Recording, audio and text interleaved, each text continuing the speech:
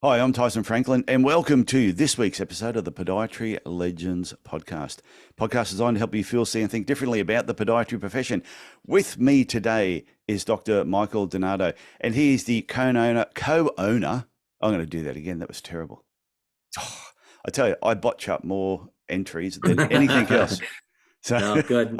the video. I'm just hoping that I don't out curse you on this. No. You can. If you have the urge, just let it rip. No, But no. okay, let's try this again. What was the name of your business that threw me again? Rappahannock. Rappahannock. Yep. Rappahannock. Okay, I'll get it this time. Here we go. Hi, I'm Tyson Franklin, and welcome to this week's episode of the Podiatry Legends podcast. With me today is Dr. Michael Donato from Rappahannock Foot and Ankle Specialists in Virginia, Fredericksburg, to be precise. So, Michael, welcome to the show. Well, thank you very much, Tyson. It's a pleasure to be here. I was so glad Very you said excited. yes too. When I asked you, I didn't know if you would, because you hold a very important position with the American Academy of Podiatric Sports Medicine. And usually when I approach people who are the presidents of any sort of groups, they usually turn me down. No, I mean, if you even just wanted to go out for a beer, I would have gone out with you. So Yeah. I'm pretty easy.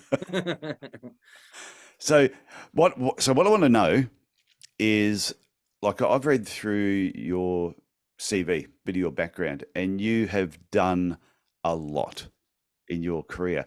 But I want to go back a little bit before we get on to the American Academy of Podiatric Sports Medicine and the sports side of things. Is what got you into podiatry in the first place? Always interested.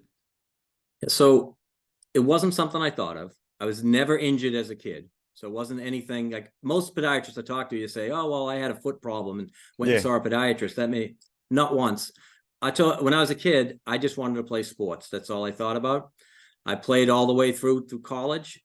And when I was done, I had an economics degree and had to feel like, now what do I do with that? And that was from Princeton, because I can see the sign behind you on the wall. Absolutely. Yeah, from Princeton. So, which is pretty tough to achieve. So that was pretty impressive, I thought, for me. And I thought that was the end of my education. I thought that's all I had to do, right? Everything else was going to be handed to me, but it didn't happen that way. So I was working in the mutual fund industry in Boston for a while and bartending on the side. And it got to the point where I thought it was just awful. I just had never thought about the financial industry. It meant nothing to me. I always figured I'd be a teacher coach. My father had been a teacher coach. But it was a very tough time in Boston with busing, forced busing. It was a kind of a nightmare to become a teacher at that time. So I couldn't figure it out. My grandfather was an optician. So I thought about maybe I'll go to optometry school. That was my next thing I was thinking. But why economics? Why, if finance and mutual funds wasn't something that sort of floated your boat, what made you decide to do economics in the first place, especially at Princeton? I wasn't that focused. So the thing I was thinking was, oh, it's close to business. You know what I mean? Like it's something, that's what I'm supposed to do. You know what I mean? It wasn't like I said, that's my passion. That's what I want to do. Never thought of it at all. You know what I mean? I just wasn't on my radar. I was just living the good life, playing sports, having a few beers with my friends. And, it really wasn't focused yet on anything. So when I left, and like I said, when I was in the mutual fund industry for a while, didn't really like it. I was managing a bar for a while. And that's when I was speaking with my grandfather, and I'm like, yeah, there's something else. I know serving beer to drunks isn't what I want to do the rest of my life. I mean, they might be my friends, but at the same time, it's not something I just want to do. So is it a bar like Cheers? It was more like Cheers than Cheers itself. It was in downtown Boston. We had our postmen that came in. Yeah, you did? We had a crew. It was a good group of guys. It was real, and women, fun people. So you had the same people that would sit in the same place in the bar all the time? Norm? Absolutely did. We had a crew of people that were out of their minds, pretty funny. Just really just a great group. You know what I mean? It was a lot of fun. I love those people. I love those times, but I knew that all I knew then is this is not what I'm doing the rest of my life. And that's the only thing I knew. And then, like I said, my grandfather was an optician. So I started thinking maybe optometry, we talked about that. And then my wife joined the Air Force. She was a lawyer, and there was kind of a downturn in the economy. And usually after your second year, you apply for an internship. She got one, but they canceled it because the economy was so bad. Yeah. So she joined the Air Force and was stationed down in Georgia. So I went down and I started, and I was thinking, okay, I'm going to go to optometry school. That was my first thought. So I went back and started taking the pre-med courses, you know, and as I was doing that, I started to look at different options, and I just thought podiatry might be the best fit for me. I like the varied things. You can do sports medicine, you can do surgery. There's whole different things you could do. And honestly, the thought of doing like a 6-year residency or something after going to 4 more years of school was, you know, daunting. I was like, I'm not doing that. Yeah. Because when I went back, the first thought was, hey, you know what? Hadn't really taken science courses at school. So I knew it was going to be 10 years before I was making money. So I was like, you know what? It's a big commitment. Yeah, it's you know, it's one of those things like, am I going to regret this if I look back 10 years and I haven't done this? And I said, yeah, you're going to regret it. So that's when I went, you know. There's a really important point there too, because I say to a lot of like new and recent graduates, if you want to do your master's afterwards, or there's other study that you want to do, because this is one of my regrets that I didn't do more study. I mentioned this off air to you, but I'm thinking, if you're 25 now, if it takes you 5 or 10 more years to get that next degree, in 5 or 10 more years time, you're still going to be 30 or 35. Yeah. The time it seems passes, old. Yeah, the time passes at that regardless. age, you're young, it seems old. Yeah. But that's, you know, actually, because one of the options I had going into college was go to the to West Point, and I was like, are you kidding me? I just went to a four-year Catholic all boys high school. I'm going to go to some place where there's probably 10 girls for 4 more years. I'm like, I don't think so. I'm not doing that. But so, you know, so then my wife was when I was applying to schools, my wife was transferred out to near San Francisco, a place called Travis Air Force Base. So that's when I applied to the CCPM, California College of Podiatric Medicine. And that's where I went, which was fortunate because they were the ones that were really the biomechanics school. So I really enjoyed that, kind of really, you know, lit me up a little bit, because I was like, who were the lecturers back then that were the big names in the profession? You would have seen a few of them. Well, we were kind of, so I don't know if you know Paul Scheer. I mean, he passed away a couple of years ago. So he owned ProLab for a long time. Okay, great guy. You know, we had guys like Blake come by and lecture us. Kirby would come by and do lectures, you know, in sports medicine and biomechanics for us. You know, I'd listen to one of your podcasts, and you were talking to Howard Dannenberg. Yeah. And you had mentioned how you did the whip on the cuboid. Oh yeah. Okay. And you mentioned you had read some article. I'm telling you, the article was one of our teachers, and that was a guy named Jack Morris. Okay. And he was hilarious. He was a short, bald guy whose face was red all the time. And he had to constantly leave the clinic to go smoke a cigarette. You know what I mean? He was, but he was an incredible diagnostician. So you know, we would do in California, we do a special problems clinic once a month, where all kind of cases that were hard to solve from Northern California, I mean, all of California, Northern, you know, Oregon, you'd see people, Las Vegas, take them all over there for this clinic. And 4 out of 5 times it was cuboid syndrome, you know, kind of masks itself sometimes. Yeah. With the different symptoms. And he would walk over there, you know, basically, you know, he left 3 times during, you know, the presentation because he had to go smoke a cigarette. Comes back in, he just boom, pops it in, throws the tape on, and the patient's like, oh my God, I don't have any pain anymore. You know, it was awesome. He was a fun guy. He was just an awesome guy. I do recall doing that the first time. Well, I recall reading that article. I think it was in my 3rd year. Read that article and went, I'm going to try that on the next person that comes in with this problem. And we did the whip and made that big crack noise. And the patient went, oh, feels good. Yeah, it is fun. That was called the black snake whip. Is that it was pretty? That's pretty cool. No, I take it that podiatrist, the chain smoker, he's probably not around anymore either, is he? He's probably not. He was a great guy. Oh, fun guy. We had, you know, it was interesting too, because one of the other things I remember about the biomechanics clinic is, and I don't know how your education, because it might be a little different on how you guys were taught your biomechanics, but like we got right in there first year, and it's just all angles and blah, blah, blah. I mean, it's just like I wanted to shoot myself by the time I was done. You know, it wasn't like, so we got to our third year, and we do a biomechanics clinic, and we have it was like 2 months in a clinic, and we had, you know, like, actually the other guys were Eric Fuller, who's he published a lot with Kevin Kirby, you know, on the subtalar joint, you know, when he's talking about the supination versus pronation and all that, you know, where Kevin has those classic pictures that he has online and everything. But Eric Fuller was a really sharp guy. But so we got the clinic, and I was probably the only one that had an idea what to do with an orthotic, and it was ass backwards the way I did it. Yeah. Is Paul Scheer's lab had a video of the prescriptions of orthotics and what it was. So I was up to the library watching the video and say, okay, posterior tibialis tendonitis. Now what do I want to do? That's a 2 millimeter medial or 4 millimeter medial heel skive. That's a post, you know, this many degrees. That's, you know, a reverse Morton's extension. That's this and that and the other thing. That might be a sweet spot for the navicular. And so when we got into clinic, I'm like, hey, you know, I said to Dr. Scheer, I said, hey, Dr. Scheer, you know what? You guys have taught us all about these angles and all this other crap. And I said, I don't know anything. I don't know anything. And he goes, no, you can't. He goes, does everyone else feel that way? And they go, yes, we definitely feel that way.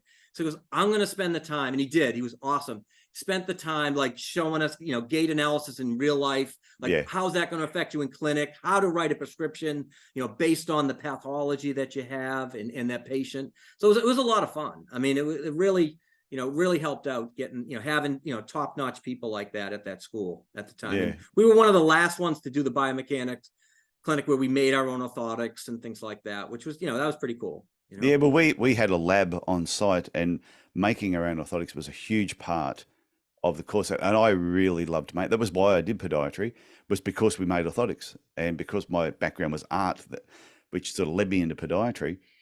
Making an orthotic was just great. Nice to make them for some of the other students who didn't want to make them, because I just enjoyed doing it.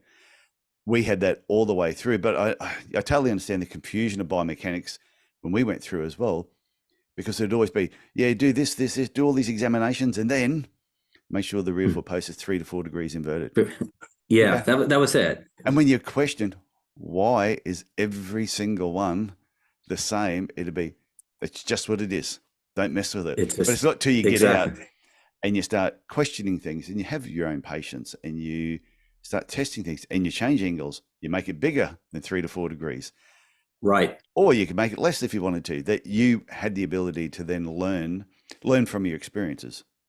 Yeah, and that's what I liked about the way Paul Scheer did it in his clinic, is he did it pathology driven. So, you know, this is hallux limitus versus in a bunion, you know, it's really the same mechanics. So, you know, it was going to be that reverse Morton's extension. Like, there was a way to think of like why the pathology, why did you do more of a medial heel skive on a posterior tib? Because if you put it, if you bring the arch up to the posterior tib, it's going to hurt. Yeah. You know, it's all these thought process. I thought that like that really helped me, you know, understand, you know, or I'll say more understand, because I still don't understand everything. I'm still learning with biomechanics. There's always something new. There's always another level. You know, there's, you know, so much, you know, there's always something else that you go, geez, you know, I've been missing that. You know, I should have picked that one up too. Did you ever read that article? There was one, when I was a student, so this is going back in the 80s, and there was a podiatrist there who decided that, why have an orthotic that's external? What about if we inserted the wedging into the person's foot? So he had it done on himself. Cow. And I remember the head of the podiatry department said, have you read this? And he's going, that is just nuts. So we're reading this whole article. And in the end, it came that his body just kept rejecting these implants that he's putting in. And we were laughing, just thinking, I understand the theory of what he was trying to do, but that's nuts. It was just, but it didn't work. So that was the end of that was the end of the article. In the end, he did all this stuff on himself, and it didn't work. So lucky he wasn't doing it on patients. Yeah, you know, another thing I remember about that clinic was interesting this too, because now at that time it was, I think podiatry in the United States was changing. It was not that there weren't plenty of surgeons, but they were starting to push surgery, and almost was like, what do you mean you're not a surgeon? So Yeah. like the best residencies were all surgical residencies with limited exposure to biomechanics or anything like that. And Why so the I remember like change? Has anyone of us talked about why the change, why they went down that whole surgery path and they left the biomechanics behind a little bit? I don't know. I mean, I have some theories because I was kind of in the middle of it when it was kind of happening. So, so what I was saying at first was like, you'd be a surgery patient that messes up, has a complication, and they're walking down to the biomechanics people saying, how do we fix this? And then they would have a way to solve that problem. It's like, if you're doing surgery, you should know how to solve that problem yourself most of the time. You know what I mean? So, but so after podiatry school, we were lucky. We got into clinics real early. In our third year, we were in clinic. In a fourth year, they allowed us to do externships. So I was out at Yale New Haven Hospital, VA West Haven in Connecticut. Okay. And so when we went out there, we had one of the past presidents of the American College of Foot and Ankle Surgeons. We had one that was going to be, by the time I was my third year, he was the president of the American College of Foot and Ankle Surgeons. And they wanted the latter person, and a lot of people wanted to separate surgery from biomechanics and from, regular podiatry. Yeah. And they looked down on, we had different training levels. If you went back to someone that was 20 or 30 years older than me, they may never have done a residency at all, or they may have done 1 year. You know what I mean? So they felt they're superior because they're doing 2 and 3 year residencies. So they looked down on those people a little bit, but they always went to them for help when they needed it. You know what I mean? That's the thing that always got me.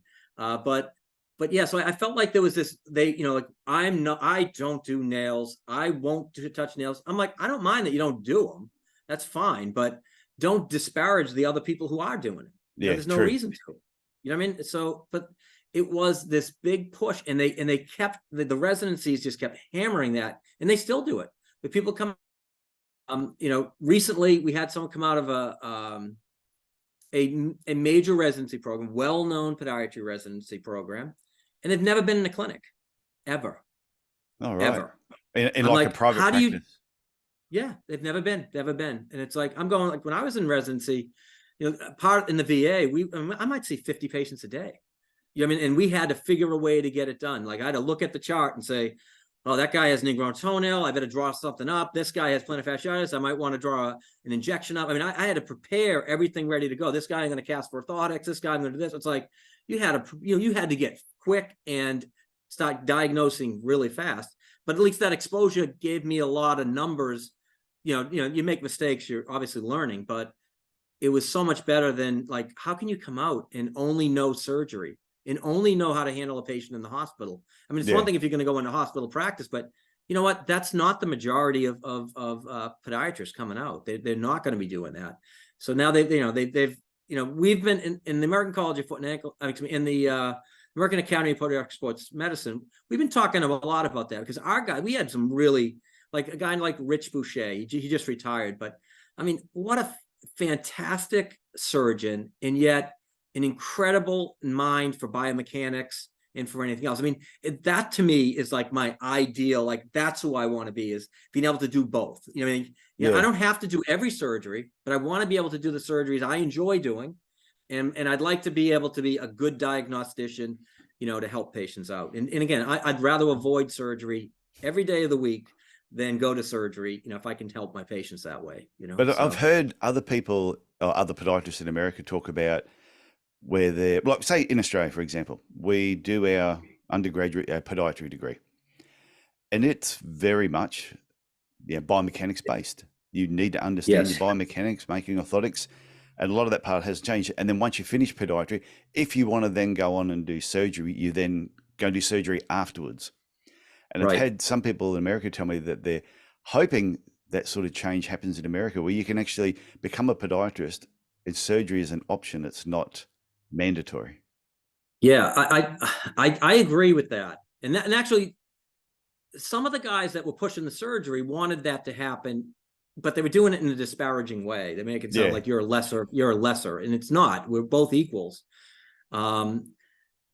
It's almost like a totem pole, isn't it? I've said that to people, that you get some people where they all they do is say foot care for high risk feet, wound care, Right. corns, callus, nails, and they love doing it, and they are really good at doing it. Yet someone who does sports podiatry or biomechanics says, "Oh no, they're less of them." They look down on them for doing that. I'm thinking, Yeah. it's just a different aspect of podiatry. Yeah. And, I love that about, your podcast and what kind of your message is. You're showing the world all the different ways podiatrists can have a fulfilled life within our field, that it's not just what you're taught in school. It's not just what someone tells you, that you have to be a surgeon in the US. It doesn't matter. It's like, if you can, if you're happy what you're doing, you're going to treat your patients right, and they're going to be happy, and you're going to be happy. And that's really what matters. Yeah, one of the best thing that ever happened to me in my podiatry career was in 1989, my first year after graduating, was meeting an American podiatrist called Leonard Winston. And he just happened to be on the Gold Coast. He was in Australia doing a tour because Reebok brought him at Rockport. The Rockport shoes had just come out. So they were doing all this promotions about Rockport shoes, and he was the podiatrist explaining some of the biomechanics and other aspects of the shoe. And I became really friendly with him. And from that day onwards, he would just be sending me magazines, sending me stuff, stayed in touch. And that totally just changed. What it did, it made me realize that podiatry was different in different countries. Oh, yes, definitely. And it was a lot bigger than I ever thought it was. But when I graduated as a student, I didn't realize how big podiatry was in America in comparison. Yeah, but in 89, you say someone, I do podiatry, and they go, oh, so you look after kids. You go, no, that's a pediatrician. Yeah, no, it's very, very different in each country. It's so different. And I think, what, I love that you are kind of uniting us in a way, because when I think about it, like, say if you leave the NHS, or you're in Australia, well, you're not part of a healthcare system like that we are, where the insurances is what I mean. You know what? With us, we just got so used to that system, we almost become lazy within that system, and that's how you make your money, is they're just kind of feeding you the patients and just keep going. So there was no need for us to stand out particularly the way you would have to if you went out, left the NHS, and now you're out on your own, and you got to market, you've got to make sure that you run your business the exact right way. When I came out of residency, we didn't really have to do that. I mean, it was, like, honestly, me and my partner, I'd see 18 new patients a day, and I'd probably see 40 to 50 patients a day. They were just coming in, at an unbelievable pace. And because the insurances set the prices, it was only by volume that you could actually increase what you made. You know what I mean? And you would have like privileges at different hospitals, wouldn't you? That was what you were trying. Different. If you couldn't get into a hospital, you were stuffed. Well, I think probably the generation before us couldn't get hospital privileges. So, like, when I was out in California at California CCPM, they had their own hospital, a mini hospital there. So for surgeries and keep apps, because for a while, all the podiatrists in that whole region would bring their cases to that hospital because they couldn't get privileges anywhere. Then became the big fight was against the insurance companies, making sure that we got on the insurance companies so we could get paid. Yeah. And now it's, to me, it's kind of get parity as far as like with call and stuff like that. Like, we're expected to take call at the hospital, but we don't get paid.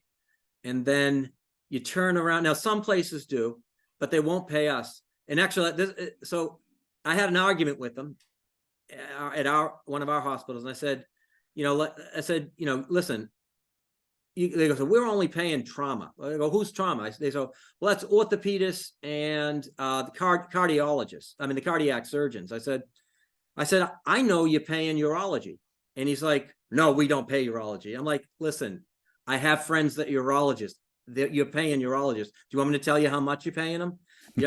So he's like, he goes, oh, no, well, wait, urology is trauma. And I'm like, there's no such thing as urology trauma service. There's no such thing. There never has been. So the next time they're call pay came up, they changed the name, they changed the contract for urology to say urology trauma, so that they wouldn't be lying to us when they said they wouldn't pay us because, but urology's trauma. I mean, games like that they play, and just, it's just silly. It's just, So it kind of cracks me up. How did you transition into private practice then? At what point in your, when did you graduate? Okay, so I graduated podiatry school. Okay, Yeah. Podiatry school in '99. Okay. Yep. And then I went to the Yale VA Connecticut healthcare system. So we had 3 hospitals in that area, actually 4 hospitals. It was great training. We had great professors. We had, the Yale faculty there too at the same time. I mean, we really, it was awesome. It was awesome. You got a variety of things that you got to see. We would go out to the Coast Guard Academy or to the Naval Station Groton for sports medicine type things. So we got a really rounded, nice education. So it was fun that way. Now, when I left, I'm trying to figure out now, my wife is in the military at the time. So trying to figure out, she got stationed back in Massachusetts. And then we were trying to figure out, we had 1 son and we were about to have a second. Yeah. So we're trying to transition, trying to figure out, and I wasn't sure where I was going, and I almost ended up in Princeton, but they gave me an awful offer. I mean, it's just ridiculous. They expected me to work for free. And so at one point, I spent 2 months down at Fort Bragg down in North Carolina, and I drove right by Fredericksburg. I'm like, oh, what the hell's that? It's, I'm from Boston. I'm like, I'm not going to some podunk little town in in Virginia. I mean, what the hell's that? So, I drive right by it, but I eventually, like, one of the docs, the doc who's my partner, awesome guy, had done a fellowship for a year in the office, really like office clerkship, but as a fellow for a year with the guys that were our main trainers. And so one of these guys, Dr. Novicki, comes and said, "Hey, Mike, this guy, Steve Carley, he's a great guy. You should go down and see him. You two would be awesome together." And I said, okay. So I drove down, met him. Awesome guy. I mean, just awesome. So I go back up. I'm talking to Dr. Novicki. We're sitting at the hospital one day in clinic, and he goes, let me give a call to Steve. He calls him. He negotiates my contract. He goes, "Listen, Mike's going to be a partner." He goes, "You got to pay him right. You got to get him this amount of money. You got to do this for him." He goes, "Because this isn't just some person you're hiring. This is your partner. So you treat him right." It was awesome. I mean, I didn't have to negotiate a thing. You had a manager. I had a manager, and my partner had lived in his house for a little bit and everything. I mean, they were. We look up to this guy. He's one of those guys. Like when you talk about Dave Freeze and he knows how to use the language to kind of work you. This guy, Dave Novicki, is one of those kind of guys that, you walk out and you just bought a car, who knows what, he could talk you into anything, and he's a good guy, just an awesome guy, just a really fun loving, always a smile on his face, and, but he gets you to do anything he wants somehow, what I mean? Just has a great skill that way. So when I was there, so now I'm in practice, and it's kind of in the front of a little strip mall. I'm like, this is awful, looks crappy, and I said, "Listen, we got to get out of this spot." So what we did, and at this time I wasn't a partner yet. So after 2 years, I mean, because of the way being an owner, I was making more than he was because of the commission and things like that. Yeah. And so, I didn't have any money. I came from nothing, so I'm like, it was like, we got to figure a way to do this. So we decided to build a building, which we did, but I had to take out like 40 grand second mortgage off my house and put it into that. He kept the commissions that kept coming in after the end of the year that were mine. And then we also paid him a little bit more, but, through the practice itself, but I didn't have to, besides the building investment, I didn't have to put anything down. And all of a sudden I was a partner, in this area. It was like, for a poor guy from Boston, I was like, hey, that's pretty damn good. Yeah. It was a great deal. So, and we've been, in practice, since then in the Fredericksburg area. Like I said, I haven't concentrated much on the business of podiatry, because I always was just about treating patients. And I always had that, it'll take care of itself mentality. And it doesn't. So now I'm learning. I'm not learning because we're in trouble. I'm learning. I'm saying, listen, it's silly for us to rely on GPs to send us, referrals. I should go right to them, and I should go right to the patients. So I'm trying to learn, and that's why I'm going to. That's why you're coming. You're coming to the marketing workshop in Chicago, with you and Jim. 21st of October. Big Jim Mack and I. Very excited. It's going to be fun. I'll put the details in the show notes if anyone's listening to this. But if not, go over to podiatry.marketing, click on the link there, and you'll find out about the workshop in Chicago. It's going to be fun catching up with you live there too. I am very excited about that. We definitely have to have a beer together, and I'm sure you have a lot to teach me. Have you read my book? Have you read this? I have read your book. Oh, you have? So about 5 years ago, I read it. I went. Arthrex is one of the companies down here that does a lot of hardware, for surgery. And I went down in Naples, Florida. There was a conference, and I met another guy from Virginia. This guy Matt Dearman, and at the time, Lowell Weil Jr. he talked Matt into going to this thing called FABI, Business Institute. Foot and Ankle Business Institute. That's what it is. Yeah. And I'm like, yeah, whatever. It's like, I don't need that stuff, So Matt went, and then I saw Matt at another thing we went to, and Matt's like, hey, listen, Mike, you should go to this. Like, I learned so much from this guy. And he said, listen, you need to read this book. And it was your book.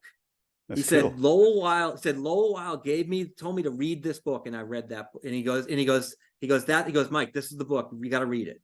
He goes, you'll see this, this is how we should be running our practices, So it was really interesting. That's how I got introduced to your book. And if anyone is listening to this and they don't know the title of my book, It's No Secret, There's Money in Podiatry. And the funniest part about the book, I don't talk about money. Because it's not about making money. It's about having a better business, becoming a better podiatrist, and the money just follows.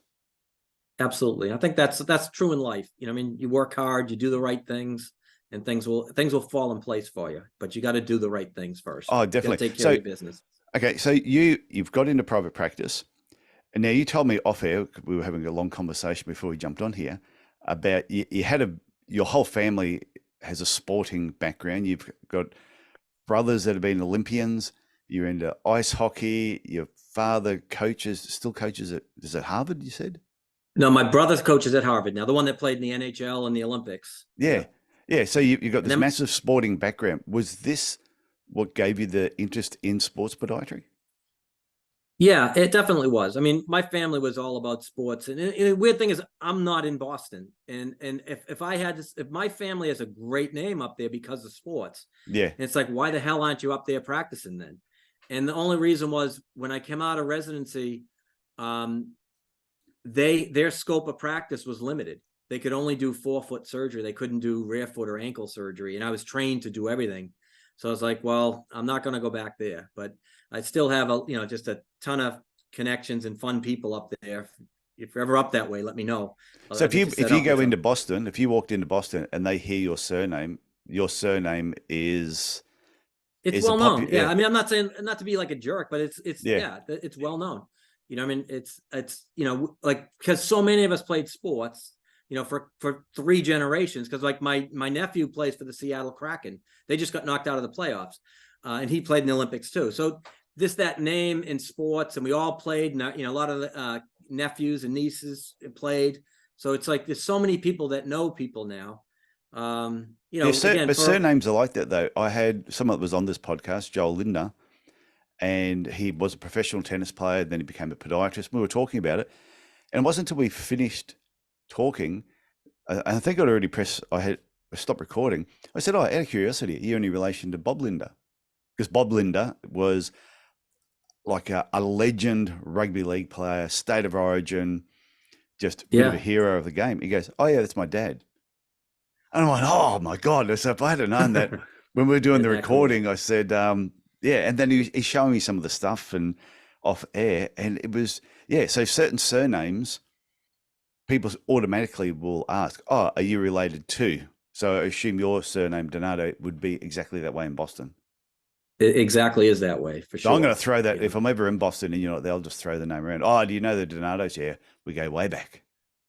Yeah, if you're up there, let me know. If you want to go to something, I have some connections to get you to most sporting events there. Yeah, So well, just I've let me never know. been to Boston, so I will put that on my list of places to visit. It's a great place. If you're up in that area, let me know, because I'll make sure you're taken good care of. Okay, this is what, the best thing about the podcast over anything else is just meeting new people. Well, I'll tell you a story too, because this one of the guys I do surgery with, really nice guy, military veteran, kind of went through a divorce maybe 5 or 6 years ago, kind of drank too much, was getting in trouble, and he wanted to run the Boston Marathon. Yeah. I said, he goes, and he wasn't drinking anymore, so he was actually working out, and I said, well, Tom, I mean, how serious are you about this? He's like, I'm real serious. This is what I want to do. He goes, that's my life goal has always been to run the Boston Marathon. I said, well, there's a way. And he said, well, what? I said, there's charity bibs. Like, you have to raise about $10,000. And if you do that, we can help you out.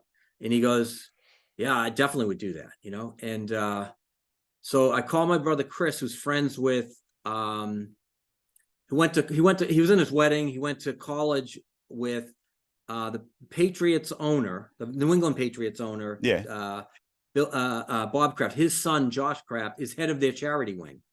Okay, so my brother calls him and gets him a charity bib. Within 6 weeks, he had raised $13,000. You know what I mean? And was able to go. So he ran the marathon this year. I mean, his kid was so lit up. I mean, he was just couldn't be more excited. He stopped on the way. Didn't care about the time. He stopped on the way, get pictures with everywhere he had read, like was a historic, like this is in the Wellesley girls over here. He would stop and get a picture with whoever was there. He just had a blast. You know what I mean? So it's just kind of, the fun things, like little things that you can help someone out with. And just like, you see it's just awesome that you can, help someone out and do something like that. Yeah, it's the people you meet in your life and the things that you do unexpectedly. It just makes life so much fun. It was like me last year. I went to my first baseball game last year in Milwaukee, and and it was just I'd always wanted to go. On my bucket list was to sit at a baseball game and eat an American hot dog, just because they're those funny little ones that are wrapped up in alfoil. Yeah. And I'm flying into Milwaukee. Some people there that I'd never met before in my life were meeting me because I had met them through podcasting. And they said, oh, we'll pick you up at the airport. Oh, by the way, do you want to go to baseball? I've just flown 32 hours to get there. Have not slept. Wow. I said, when's it on? They said, in an hour and a half. I'm in. It's on my bucket list of things to do. I got my second wind, had a ball, a few beers, hot dogs, and it was just fantastic. So to me, that's what life is all about. New experiences, meeting new people. Absolutely. 100%. So I want to move over to how you worked your way into becoming the president of the American Academy of Podiatric Sports Medicine. Yeah, in my same way of never having a plan through life. There you go, kids. There you go, kids. Don't have plans. That's it. Don't have plans. I mean, honestly, that's how I ended up in college. I mean, when I went I'll tell you this to start off with, like other people go, oh, you went to Princeton. Like, what did you do? What kind of grades did you get? I mean, I got good grades, but I just played sports and went. Yeah. I got a call Thanksgiving from an old coach. He goes, hey, did you ever thought about going to Princeton? And I said, no. Would you want to? Yeah, sure. So 2 weeks later, I get a call from hockey and the baseball coaches. They're going, hey, we think you could play it. Do you want to come down and visit? I said, yeah, sure. So I fly down there, see it. I leave, get home. He goes, hey, we like it. We want you to go. Go. I'm going to mail you an application, fill it out, and send it back that same day. Don't hesitate. I filled it out in about a half hour, put it in the mail, and a week later, I got an acceptance letter from one of the top schools in the country with me in my jackassery way of falling into that. So did you go there on a scholarship? Was it a full scholarship? There is no scholarship. There's no scholarship in the Ivy League. So it's just fun. They create ways with financial aid to make it affordable. So it wasn't bad. So, okay. So, you know, when I came out of residency, and I worked a lot with American College of Foot and Ankle Surgery. I'd been on some boards and stuff like that. It was okay. I mean, most of the people are nice people. But what I found was when I go to, what I didn't like is sometimes when I go to the national meeting, you'd have some people go, well, I do this surgery, and this guy's the expert at it. You know, how many have you done? 7. You're like, oh, and you're the expert and you've done 7? Yeah. It's like, and they go, and I would never do it the way I used to do it. And you're like going, oh, okay. You go 2 years later, wait a minute, you're not doing that surgery anymore. I know, I would never do that one again. I do it this way now. And you're like going, you guys are full of crap. I mean, it's not everyone, but I'm just saying, I listened to enough of that. I was like, no. So, you know what? There was the American Academy of Podiatric Sports Medicine was having a meeting at West Point. I went down there. It was fantastic. And I'm on, these are my people. I mean, like, they're talking about, you know, they're talking about running. They're talking about biomechanics. They're talking about sleep. They're talking about oxygen, like oxygen advantage. They're talking about all these things that I can use in my practice. Yeah. Not just, you know, another technique like, you know, I put another screw in. Oh, I used a different screw. That's great. Use a different plate. That's awesome. Oh, I covered a wound with a different thing. It's like, that's not original. You know, I mean, I want originality. Like, if you really did something different, I'm psyched, and that's awesome. And you were able to get success out of it. But to just, you know, go on because a company told you to do something, that doesn't do it for me. But, you know, so these guys, I mean, really sharp guys. And we, you know, I think Simon Bartold was there lecturing too. I mean, fantastic people. And like through the years, I mean, like last year, Craig Payne was there. I mean, I love these people. I mean, there was so many good people. You know, like, you know, this year we're coming up in October, and it's October 13th through the 15th in Washington, D.C. And we got people like Richard Blake, Nicola Mafuli, Bob Anderson, who's with Ortho Carolina. He's been like with the Carolina Panthers and the Green Bay Packers. We've got, let's see. Oh, so that's what did you say? That's October the 13th to the 15th this year in DC. Yeah. It's going to be awesome. I mean, really, our kind of seminar director scientific director, I mean, Jay Spector does an unbelievable job at bringing people in. Like I said, Corin Hudson works with the Washington Capitals. He does a lot of concussion stuff. And like I said, just having Richard Blake. We've got this guy, Gary Ho, who he's a sports medicine guy, does a lot of ultrasound. He's going to teach a course there on that. Another guy, Mark Madsen, who's a lieutenant commander in the Navy. I met some of these guys at the I work a lot of the Marine Corps races, the Marine Corps marathon. And so a lot of these people go to the seminar they have there. Mark Madsen does an unbelievable lecture on the adaptive athlete. You know, I mean, you don't see a whole lot on that in some of the things that will happen around a race. I mean, if you heard of boosting or anything like that, I mean, I'd never heard of that until I saw, saw that. So was it the aspects of the sports podiatry group where they'd have the different speakers coming in and they were trying different things and learning different things that is what really got you interested in that sort of aspect of podiatry? Absolutely. And, the other side is guys like Rich Boucher. I mean, there's no ego there. I mean, again, there's some guys I found out through the years, they have some ego. I'm not going to say they don't. But for the most part, there's a lot of people just willing to help you. And all you have to do is talk to them and they'll do anything for you. I mean, just a really nice group of people. And it's kind of, it's homey in a way. It's really nice. I feel comfortable right off the bat. So I would go every year. And like one year, like we're having a discussion. We're in Boston. And I just I'm kind of a guy that would just hang in the back. I mean, I'm not running around talking to everyone. I just do my own thing.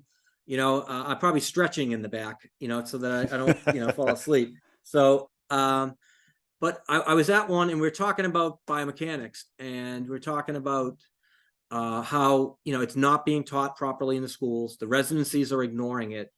And so, I said something and Rich Boucher looked at me and he pokes the guys on the board and goes, put him on the board. and so that's how I kind of backed into it. I wasn't looking for anything. I always told them, you need any help with anything? Because another guy who had been running the conference, who did an awesome job, this guy, Brian Fulham, I said, listen, anything help, I'll help you with. I mean, so that's how I got involved. And that's how I got on the board. And the board, it's like 5 years, you work your way through. But awesome group of people on the board. I mean, honestly, I can't remember an argument between us. We're all trying to help podiatry go, especially sports medicine podiatry go forward.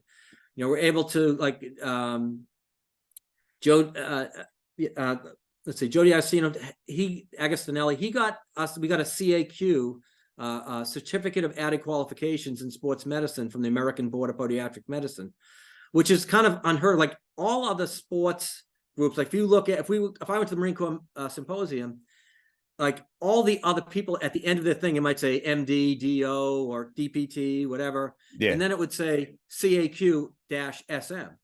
And it's like, we never had that in ours. And we said, no, we don't need that. We are fellows of the American Academy of Podiatric Medicine. We don't need that nonsense. But the reality is, it's really helpful because the other people understand what we're doing. So like, even now, like we're working on with, I don't know if you know Tim Dutra. No. He was very good friends with, what's his name? Doug Ritchie. The Ritchie brace and all that. So, but I mean, they've been very close for years. But Tim's up at UCal Berkeley, and he's up at what was the California school, which is called the Samuel Merritt University School of Podiatric Medicine. But he's up there trying to establish a mini biomechanics fellowship, like maybe 3 months of research out of they have not just a gait lab, but a motion lab. So like when I say motion, like if you were a gymnast and you're doing flips, they can actually look at the motion, not just your feet or just your legs. Okay. So they have some pretty cool stuff. So Tim's working on that right now, trying to, set up a thing where we can get more of our residents, or maybe they finish the residency, go there and do 3 months and get a good background in the clinics and in doing some research on, on sports medicine type issues, which, that we need to reignite that fire that, especially that California had for so many years, with Root, Orion, Weed, and those type of people who are, maybe they weren't all right, but they, they definitely took a step forward a few steps, Yeah. So the sports medicine, or the American Academy of Podiatric Sports Medicine, you're your own association away from any other associations or groups, or you're under the umbrella of another. We are under an umbrella. So the American Podiatric Medical Association. Yeah. There's we're not part of them, but we're subs. Like all of our members have to be first members of the American Podiatric Medical Association. Right. So you can't just join there. You've got to join the big guys, and then you're like a subgroup underneath it. Exactly. I think it's the same way it is in Australia. Yes. Yes. So I mean, for years they only would do like our group would only do like small, like they might have a track at a seminar. But now, like we have our own, but we're also doing tracks. Like we do a lot in Florida, California, all around the country. I know we're doing it in Virginia this year too, where we'll take over like a half a morning and just do 3 or 4, or sometimes a whole day of sports medicine lectures. So it's kind of cool. At your main conference, how many podiatrists do you normally get at your main conference? We can get somewhere up around. It can be up to like 175, something like that, around that range. Yeah, it's good size. It's not going to be a giant group, but it's certainly it's pretty good sized. Yeah, but a group like that too gives you a lot of time to interact with people. When you go to a conference, like we've got our national one coming up soon next month, and you'll have 1,000 podiatrists there, maybe, or that's what they're hoping for. I don't know if they'll get it or not, but when you've got that many people there, it's hard to interact. When you've got a smaller group, 150, 175, it's a great size. I think so too. And I think, the other thing too is, as you mentioned there, like one of the things we did before is we kind of just packed in a whole bunch of, academics, things like that, and a little bit of social. And this year we're like, you know what? The most important part is the social. Yeah. We need to have like a big party. So everyone lets down their, the guard and you sit there and you have a couple laughs, a couple of beers. All of a sudden, someone you're talking to has the solution to the problem, that you were afraid to ask someone else about. You know what I mean? So you just never know. I mean, or they know someone that can help you. I mean, it's pretty cool. So Yeah, I've I gone to love that, some. Yeah, I've gone to some conferences where it'll start 8 a.m., won't finish till 6 p.m. It is just full on. By the time you get 6 p.m., you're that knackered that even if Yes. they do have something on, you might go to it and you're afraid if I have one or too many beers, I'll be too tired the next day. And 3 days later, Right. you are just mentally just stuffed. But I've gone to other Absolutely. ones where first day, yep, we'll start at 9. It'll be done by 3. You've got the afternoon to Yes. go for a swim in the pool, catch up with everybody, sit around the bar, have a few drinks, still have a few drinks and carry on a bit, but then you still go to bed Yeah. relatively early, but then won't start the next day till 10. And it's I like that. so much more relaxing, and you learn so much more. I think when I there's think so less too. is more. I think so too. My favorite conference I ever went to, like just as far as the makeup of it, was in Park City, Utah. So you go there at like 7 in the morning, 7 till 9 were lectures. Then you went off and skied, and then you came back at 4:30 until 9, and you were done. I go, I'm going to be exhausted by the end of the day, and I'm like, Yeah. oh no, I felt awesome at the end of the day.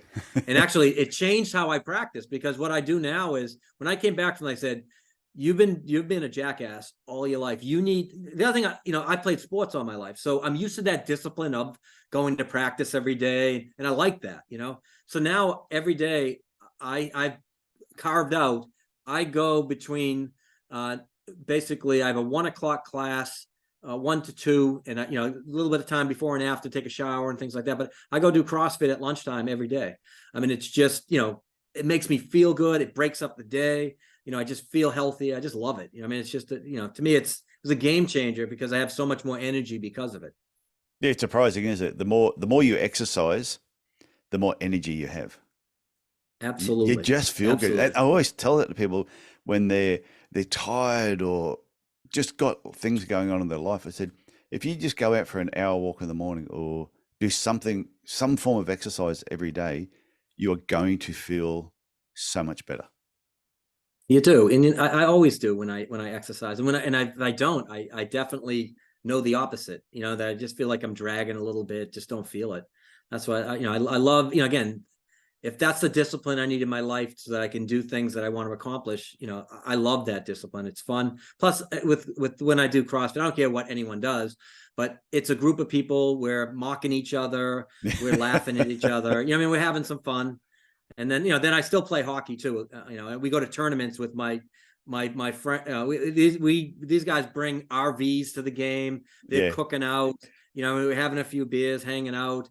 We still find a way to play some hockey games and have some fun at the same time. It's just again, it's more to me. That's what I'm doing this for in a way. Besides family things like that, I'm doing it because I get to have these fun experiences. With my buddies.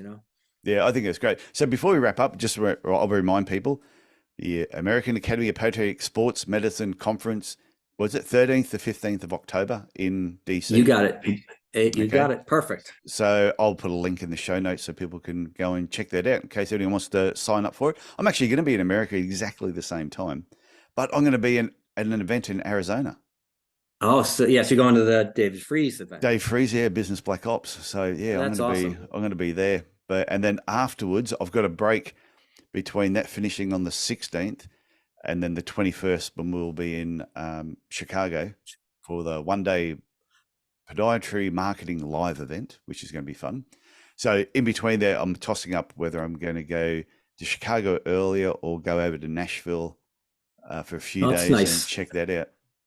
Yeah, Nashville's a fun city to be in. Did you choose Chicago because Jim's from that area, from Illinois? Yeah. Well, Figured. last year I wanted to go to Chicago last year and go and check it out. And Patrick McEnany, who's been on the podcast numerous times and is going to be on a future episode as well, I thought, I want to go to Chicago, catch up with him and have a look at the area because I've heard Chicago is a great city. The weekend or the time that I was actually free, I think the Chicago Marathon was on and accommodation prices were like triple what they'd normally be. And I went, oh my God. So I changed my plan and went to Milwaukee instead. Oh, wow.